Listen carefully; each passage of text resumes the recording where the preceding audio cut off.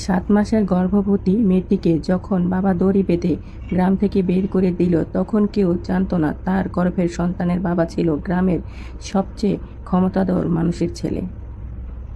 দড়িটা তার কবজিতে যতবার টান দিচ্ছিল, ততবার মনে হচ্ছিল তার চামড়া ছিঁড়ে যাচ্ছে।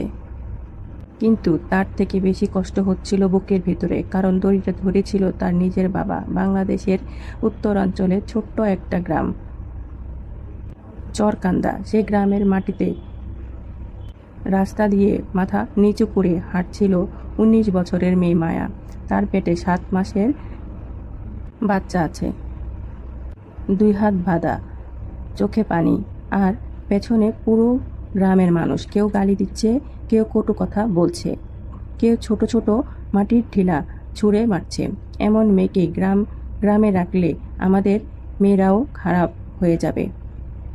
মা বাবার মুখে কালি মাখিয়েছে, বের করে দাও ওকে। মায়া হাঁটার চেষ্টা করছিল, হঠাৎ পেটের ভিতরে সন্তান নড়ে উঠল। সে কষ্টে থেমে গেল। 2 হাত বাঁধা থাকায় নিজের সন্তানকে জড়িয়ে ধরতে পারল না।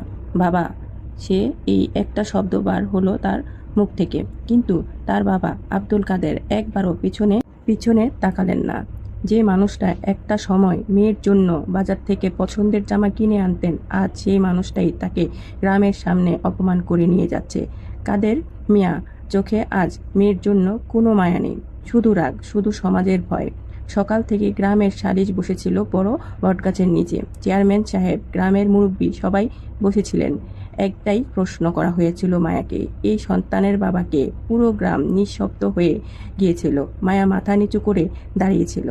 অনেকক্ষণ পর সে শুধু বলেছিল, আমি নাম বলতে পারবো না। তারপর শুরু হয়েছিল তাণ্ডব। তার মা রহিমা বেগম কান্নায় ভেঙে পড়েছিল। ছোট ভাই ঘরের আড়ালে দাঁড়িয়ে কাঁদছিল, আর তার বাবা দাঁড়িয়েছিলেন পাথরের মতন। কিন্তু গ্রামের একজন প্রভাবশালী মানুষ হাজী শামসুল হক যখন বললেন, যে মেয়ে সন্তানের বাবার নাম লুকায় তার এই গ্রামে থাকার অধিকার নেই, তখন কেউ জানত না তিনি নিজেই সত্যটা জানেন।